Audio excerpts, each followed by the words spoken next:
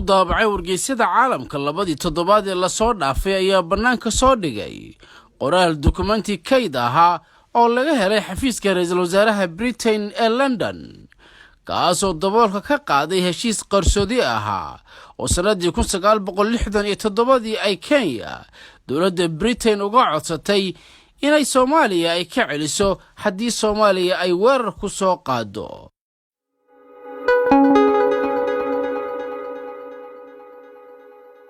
madaxweyne Kenyatta ayaa labadii wasiir ugu kalsoonaa golihiisa wasiirada oo kala ahaa Bruce Kenzia oo ahaa wasiirkii beeraha ee Kenya ee xilligaas iyo Charles Choncho ayuu u diray dalka Britain si ay dalka ugala soo xaajoodaan arrintan waxayna la soo gaareen heshiis aan rasmi ahayn balse loo bixiyay isfahamkii Bamburi.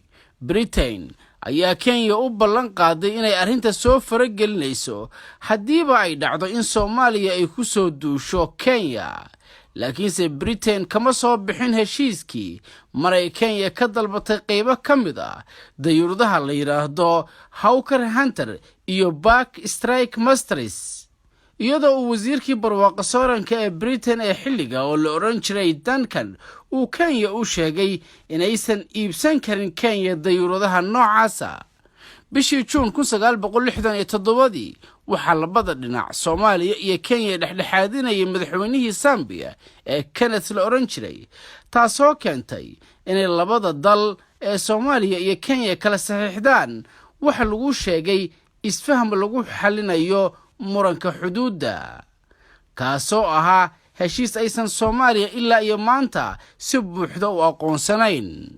laakiinse mar kale ayay soo noqotay cabsadii Kenya ay ka qabtay Soomaaliya kadib markii ciidamadu ay xukunka la wareegeen 1969 waxayna Kenya ka cabsatay madaxweyne Siyaad Barre oo aad u dhisay xilliga ciidamadii dalka, waxayna Kenya arrintaasi u aragtay in madaxweyne Siyaad Barre uu ku jiro diyaar garow uu weerar ugu soo qaadayo dalka Kenya.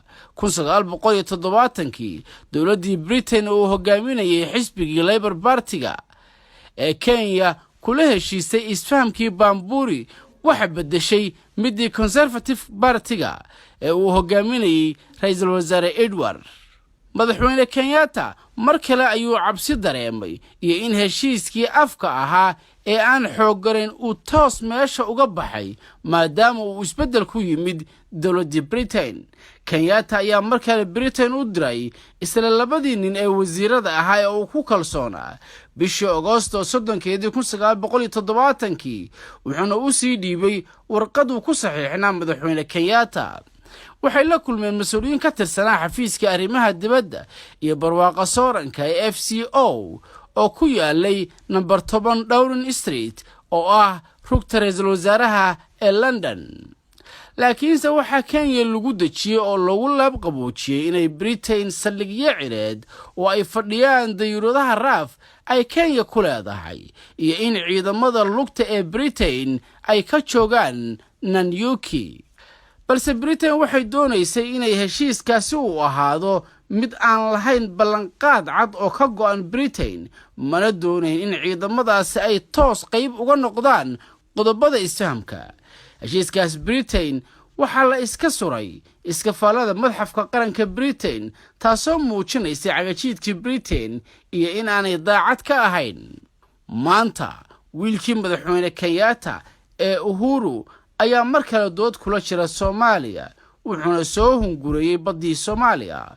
Soomaaliya waxay Kenya ay ka diiday inay xeer jajab kula dhamaysato dhulka Soomaaliyeed ee Kenya sheeganayso, waxayna dacwadaasi hortaala maxkamadda ICJ oo mar kale dhageysanaysa June 2020. waxaana ka rajaynaynaa guul iyo inaan mar kale dhul aan leenahay muran la gelin. maalmahaas aan soo sheegnay ee wargeysyada caalamku ay dib u soo qufeen taariikhda ee ay Kenya markasta Britain ka codsanaysay inay Soomaaliya ka difaacdo iyo maanta sidaan nahay waa 2 maalmood oo aad u kala dheer. sunnaha kawniga waxa ku jira ummado qaramo jabay oo dib u soo kacay markay la yimaadeen midnimo iyo inay khaladaadkoodii wax ka barteen. waa cabdirasaaq jubba oo inla intaan dib u kulmayno sidaas iyo nabadgelyo.